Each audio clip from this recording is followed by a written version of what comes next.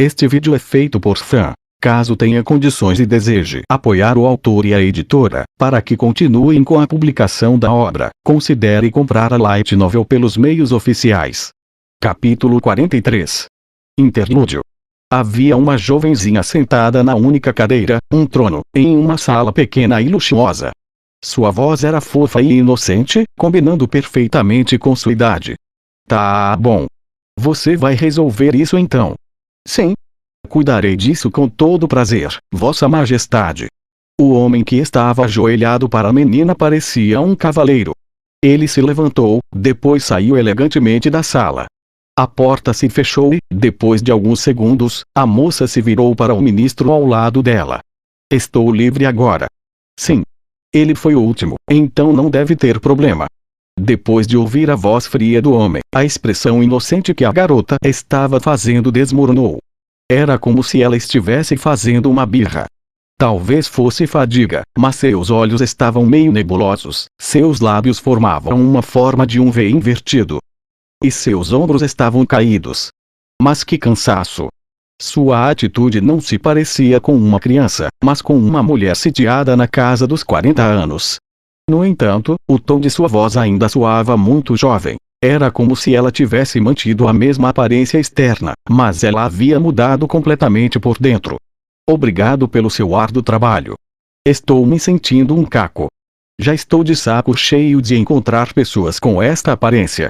Ela levantou a bainha de sua saia. Quem foi o imbecil que inventou essas roupas que mostram a perna inteira? Devo reiterar mais uma vez, mas isso é algo que precisa fazer, Vossa Majestade. Essa garota era a rainha do reino Dragonic, a Darkscale Dragon Lord, Duraldilon Oriculus. Ela tinha o título de Dragon Lord, mas seu poder de combate era apenas o de uma pessoa normal. Embora a teocracia a classificasse como uma Dragon Lord verdadeira, isso era simplesmente devido a seus talentos inatos, e assim algumas pessoas usaram o raro título de a falsa Dragon Lord verdadeira para descrevê-la.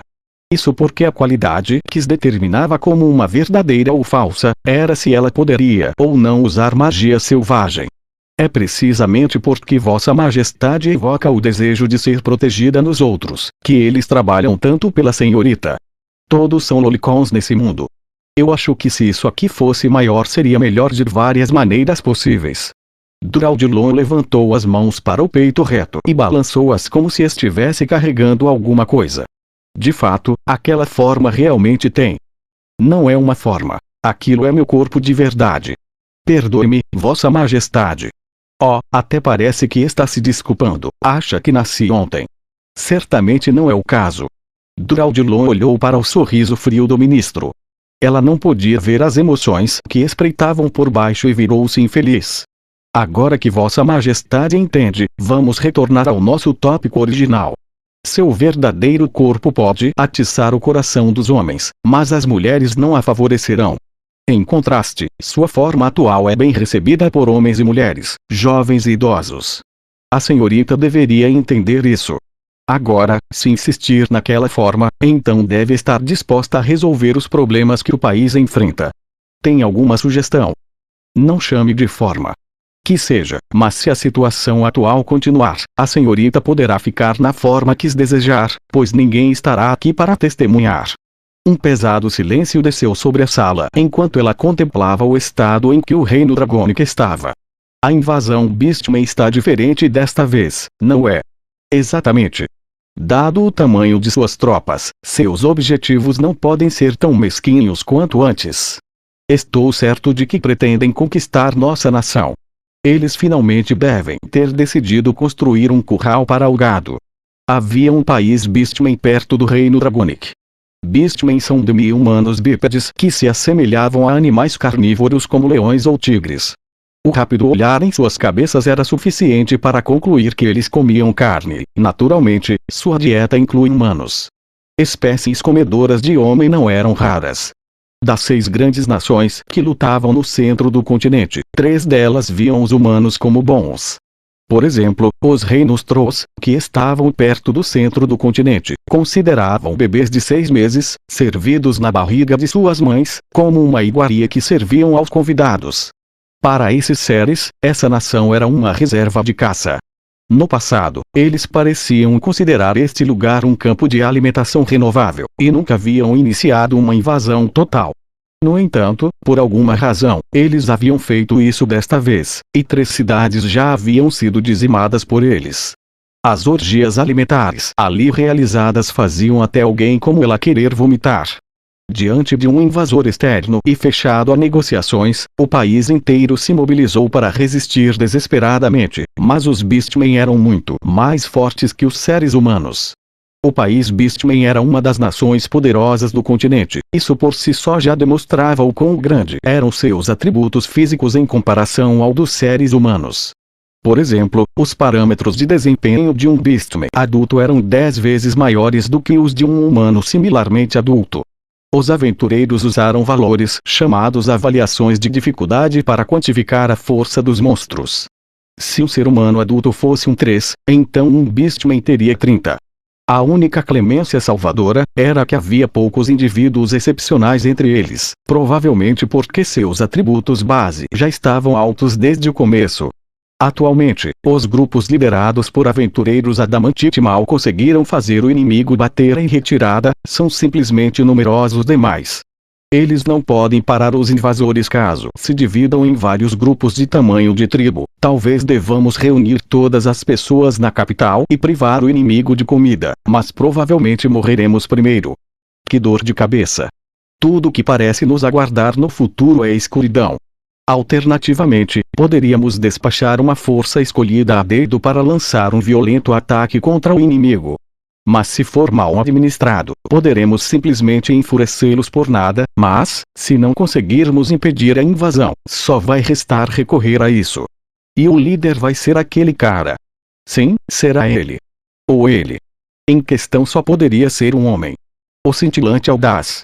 Será Brat, da Crystal Tear, a única equipe de aventureiros de rank adamantite nesse país. Seu apelido derivou de sua proficiência com a técnica da espada conhecida como a lâmina fulgura. Além disso, era possuidor da profissão Cavaleiro Sagrado. Ele é definitivamente um lolicon. Sempre que ele fala comigo, vejo ele me olhando dos pés à cabeça. Olhar para uma tábua de passar como esta o deixa feliz. Não é mais fácil ficar olhando para uma parede? É o fetiche dele. Ah, sim, Vossa Majestade está correta. Ele é um lolicon. O rosto de Draudilon se contraiu. Eu gostaria que não concordasse tão prontamente assim. Queria que meu país tivesse adamantites com mais decência. Por que tão inconformada? Tudo que precisa fazer é fingir ser fofa e fazer o papel de uma garotinha pura e inocente, e as pessoas lutarão até a morte em seu nome. Isso não é muito útil para nós. Mas sou eu quem vou ter que satisfazer os desejos dele um dia. Não me olhe como se eu fosse uma leitoa que será servida no almoço de amanhã. Ah! O homem suspirou com exagero deliberado. Isso fez com que suas veias ficassem visíveis. Mas ainda é suportável, não acha, Vossa Majestade? Apenas aguente um pouco mais. É um destino melhor do que o seu povo que já foi comido. Bem, eles foram de forma literal.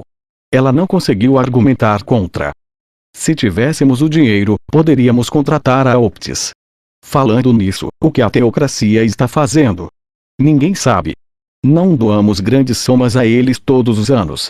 Eles deveriam ter vindo nos ajudar agora, não? Não é como se eu quisesse que eles enviassem a escritura preta, mas nem mesmo enviaram a escritura da luz solar. A teocracia sempre enviou suas tropas para ajudar o reino dragônico em segredo. A razão pela qual era um segredo provavelmente era por causa de sua liderança. Então esse é o nosso castigo por confiar nossa defesa a outro país. Que tragédia!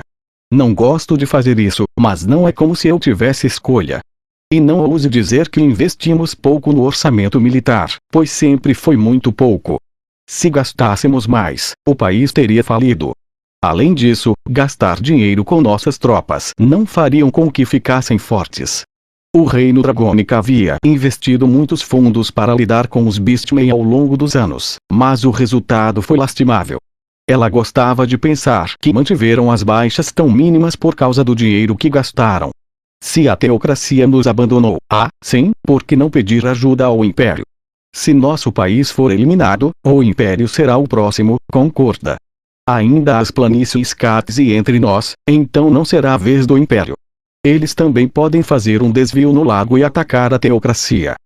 É verdade, duvido que eles sejam corajosos o suficiente para atacar em um lugar onde os Undeads brotam como moscas no lixo. Aliás, os dois tinham ignorado as tribos montadores de Wyvern ao longo do caminho. Não é que não sejam corajosos, mas que os Undeads não são comestíveis, então não adianta conquistar o lugar. Apenas Undeads ficariam felizes em tomar um lugar assim. Além disso, o Império deveria estar ocupado também, não? Sua guerra anual está prestes a acontecer. Parece um pouco atrasada esse ano. Sim, quase meio ano. Algum Magic Caster ridículo fez uma declaração. Deseja ler? Ah, quem se importa com outros países? Chega disso, salvar meu país que é importante. Bem, já que mencionou, Vossa Majestade, que tal a magia de Vossa Majestade? O ministro assinou com o dedo. Para ele, provavelmente era o que imaginava que a magia se resumia. Draudilon sorriu amargamente. Magia selvagem, Esse tipo de poder não é o tipo de coisa que o ser humano pode controlar. Nem mesmo alguém com 1/8 de ancestralidade dracônica. Se der errado, pode acelerar o fim do nosso país, então é um último recurso. Um último recurso. Espero que esse dia nunca chegue. Então, tentarei solicitar ajuda da teocracia. Oh! Faça isso, por favorzinho. O ministro virou um olhar severo para Draudilon enquanto ela dava sua resposta infantil. Esse é o espírito, Vossa Majestade. Já que está tão animada, então eu confio que a senhorita pode escrever 30 cartas de encorajamento para as nossas tropas na linha de frente, cartas de confiança de uma criança pura. Claro, espero que escreva com a caligrafia de uma criança. Eu não posso fazer isso sóbria. Traga o vinho. Claro. Fique embriagada o quanto quiser, desde que conclua essa tarefa ainda hoje. O ministro curvou-se e saiu da sala. Draudilon observou suas costas quando ele partiu e depois olhou para as próprias mãos. Magia de alma, hein? Magia selvagem era diferente da magia normal, pois a dita magia usava almas. Portanto, se ela sacrificasse muitas pessoas e depois destruísse as almas, ela poderia lançar uma poderosa magia. Seu bisavô, um Dragon Lord, contou a ela sobre a grande explosão que era o ataque derradeiro do Platinum Dragon Lord. Com toda a probabilidade, ela poderia imitá-lo nas devidas proporções. No entanto, já que ela era muito mais fraca do que o Dragon Lord, ela teria que sacrificar mais de 1 milhão de pessoas para lançar uma magia como essa. Draudilon cobriu o rosto com as mãos. Ela tremia porque tinha a sensação de que, independentemente do que fizesse, seu destino seria um inferno.